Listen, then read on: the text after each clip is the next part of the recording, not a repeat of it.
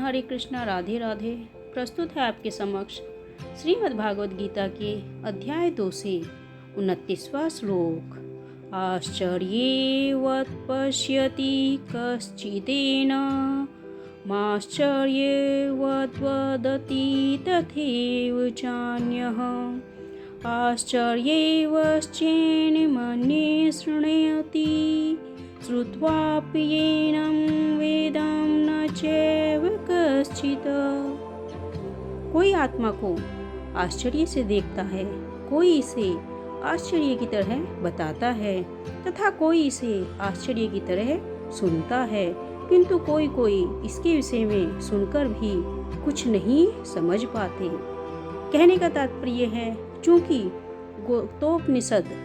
उपनिषदों के सिद्धांत पर आधारित है, अतः कठोपनिषद में विशाल पशु, विशाल वट वृक्ष तथा 1 इंच स्थान में लाखों करोड़ों की संख्या में उपस्थित सूक्ष्म कीटाणुओं के भीतर अणु आत्मा की उपस्थिति निश्चित रूप से आश्चर्यजनक है। अल्पज्ञ तथा दुराचारी व्यक्ति अणु आत्मा के स्फुलिंग के चमत्कारों को नहीं समझ पाता, भले ही उसे बड़े से बड़ा ज्ञानी जिसने विश्व के प्रथम प्राणी ब्रह्मा को भी शिक्षा दी हो क्यों न समझाएं। वस्तु के स्थूल भौतिक बोध के कारण इस युग के अधिकांश व्यक्ति इसकी कल्पना नहीं कर सकते कि इतना सूक्ष्म कण किस प्रकार इतना विराट तथा इतना लघु बन सकता है।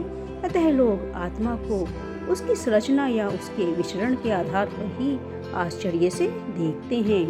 इंद्रिय तृप्ति की बातों में फंसकर लोग भौतिक शक्ति से इस तरह मोहित होते हैं कि उनके पास आत्मज्ञान को समझने का अवसर ही नहीं रहता।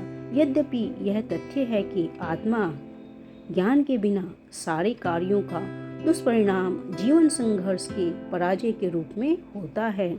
संभवतः उन्हें इसका कोई अनुमान नहीं होता कि मनुष्य को आत्मा के विषय में चिंतन करना चाहिए और उन दुखों का हल खोज निकालना चाहिए।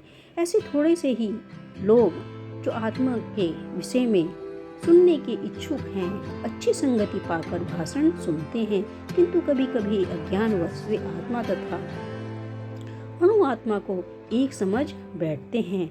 ऐसा व्यक्ति खोज पाना कठिन है जो आत्मा अणु आत्मा उनके पृथक पृथक कार्यों तथा संबंधों एवं विस्तारों को सही ढंग से समझ सके। इससे अधिक कठिन है ऐसा व्यक्ति खोज पाना जिसने आत्मा के ज्ञान को पूरा लाभ उठाया हो और जो सभी पक्षों से आत्मा की स्थिति का सही निराकरण कर सके। यही श्लोक का अर्थ है।